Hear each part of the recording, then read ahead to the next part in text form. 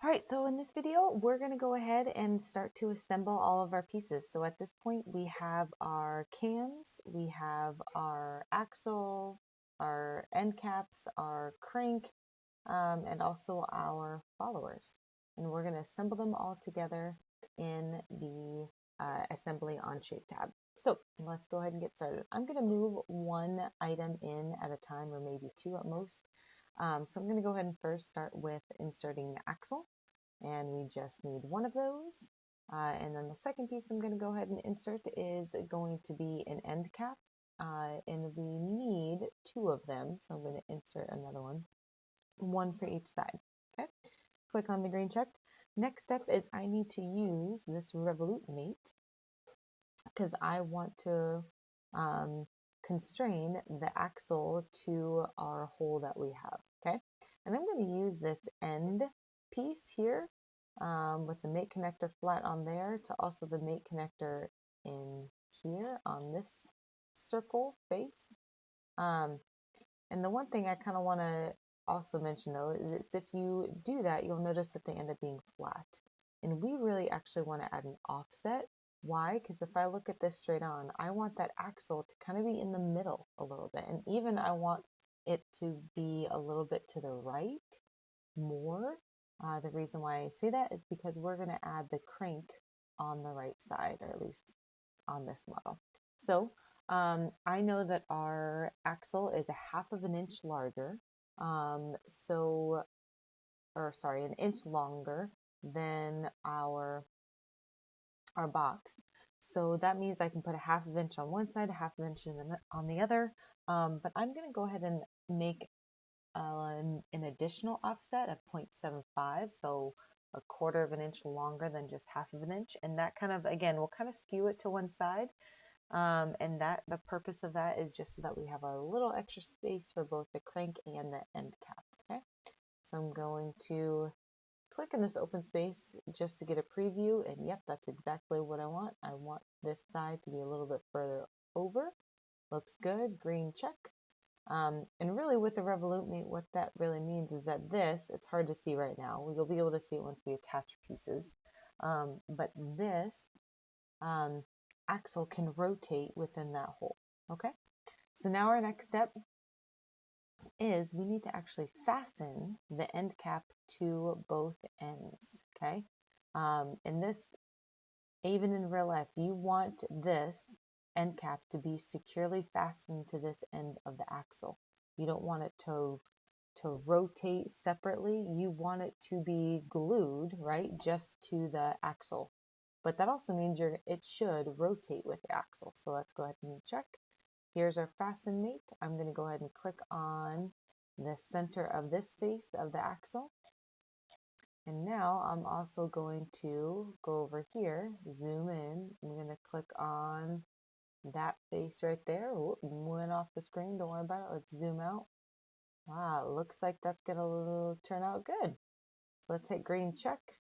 Let's check to see and make sure.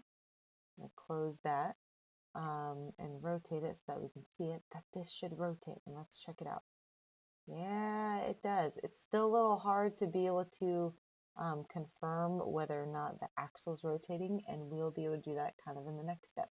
But before we even do that, let's go ahead and do this step. So I also need to, again, fasten mate. I'm going to fasten this piece, that face right there, to this face right here. But remember, I'm going to need to change the offset. So I need to add an offset, and I don't want it to go in the positive Z direction. I want it to go in the negative Z. So that means I'm going to add a negative value. And because this is a quarter of an inch, and we know that the whole offset on this side is 3/4 of an inch, I can just type in it should be the difference between the two really, but a negative of that. So it's then going to be a negative 0.5. And let's hit tab just to kind of get a preview. Whoops, nope, wrong direction. Oh, yeah, the reason being is because you see that blue arrow. that notates the positive direction. So actually, we don't want a negative. I was wrong. And now let's hit, I took away the negative in the box, hit tab, and there you go. Now you can see that that end cap kind of rests directly on that side. I'm going to rotate, you can kind of see it, the green check, that looks good. Now, close this because I'm not going to use the fasten mitt again. And if you notice, when I should rotate this one, the other side rotates too. That's perfect. Good. All right. So now what we're going to do is we're going to go ahead and add in one of our cams. I'm going to start with adding in the Eccentric Cam. So I'm going to insert the Eccentric Cam. Here we go. Put one of those in there. There we go. Rotate it so that I can see the shape a little bit better. And I'm also going to bring in one of the followers, okay? Because I'm going to do the full assembly of assembling the cam, the Eccentric Cam, along with the follower, okay? So just those two pieces. So our first step is we have to figure out how in the world are these going to be attached. So remember again, in real life, how is this going to work? I will be gluing this cam to the axle. So if you use glue, which means there's going to be no degrees of freedom, you're going to want to use the fasten mate, okay? So I'm going to click on this fasten mate. I'm going to go ahead and zoom in, and I am going to make it right here. There we go. The mate connectors on that face. Again, it's up to you, just as long as you kind of understand what it is you're selecting and have that kind of spatial awareness. And then I want to make sure to click on the axle though, okay? Because sometimes when you go over here, it might be the hole and not the actual axle. So I'm going to click on the axle where the mate connector's in the middle, okay? Because remember, I can do an offset. So I'm going to click on that right there. And there it is. But again, I want to make sure that there's an offset. Why? Because remember, this cam, I move this little window out of the way, has to line up with one of these followers. So I'm going to have it line up with the one all the way on the left. And that would be in the negative Z direction. So I'm going to click on offset.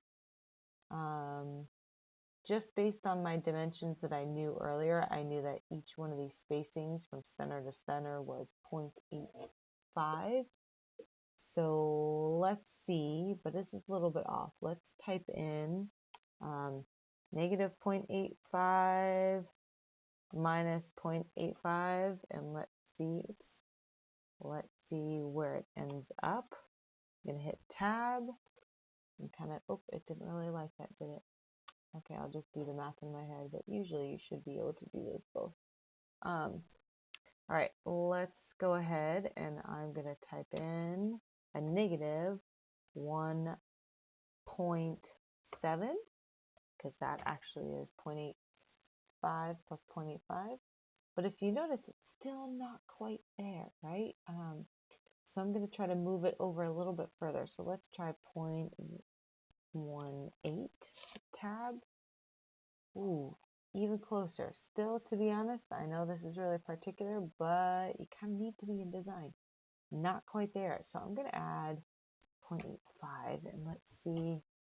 Oh yeah, that looks great. That really looks like that lines up and that lines up. So when the follower goes through that hole, it can fit directly on top. So I'm going to go ahead and click the green check. Now again, because you fastened it, it should, when this rotates, the whole crankshaft should rotate, or the axle, right, along with the end cap. So when I rotate it, yeah, awesome. It's moving, looks good. Okay, so now I'm going to go ahead and I'm going to assemble the follower into place. Okay, so similar to kind of how we did the axle, remember, instead of a revolute mate, we actually want it to be able to slide up and down. So we're going to even use this slider mate.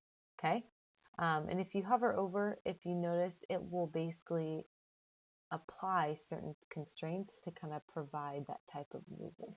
So I'm going to go ahead and click on it. Okay, and the next step that I need to do is I'm going to rotate so I can see the top. Why? Because we want to select this hole, right, with that mate connector. So click on that, I'm going to then zoom out, and I need to go over to our follower, and I want to select this whole piece, and I'll click in the middle. That should be fine, not a big deal. It moved, constrained, right?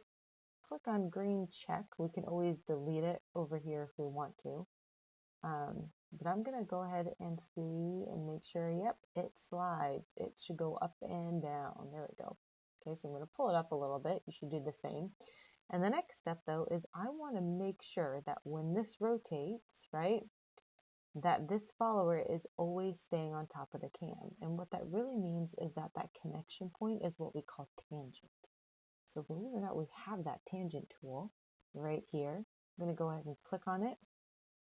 And the first thing is I'm going to click on this face, right? This kind of circular edge going around.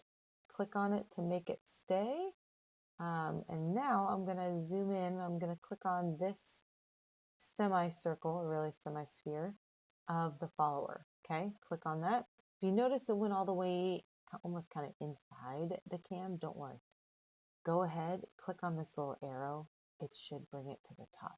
Okay, if you notice it just kind of did, now you can see it, and it's resting directly on top. I'm going to click on the green check. Now we're going to check to make sure it's moving in the way that we want it to move. So I'm going to go ahead, rotate the cam and the axle, and looks like it does. Awesome. When it goes down, the follower goes down. I'm going to even zoom in so you can kind of see the top, right? So as this rotates, the follower goes up, and then it goes down, and then it goes up and down, nice and even and slow. So you're going to use that same idea to assemble the rest of your cams and also your followers in your automata model.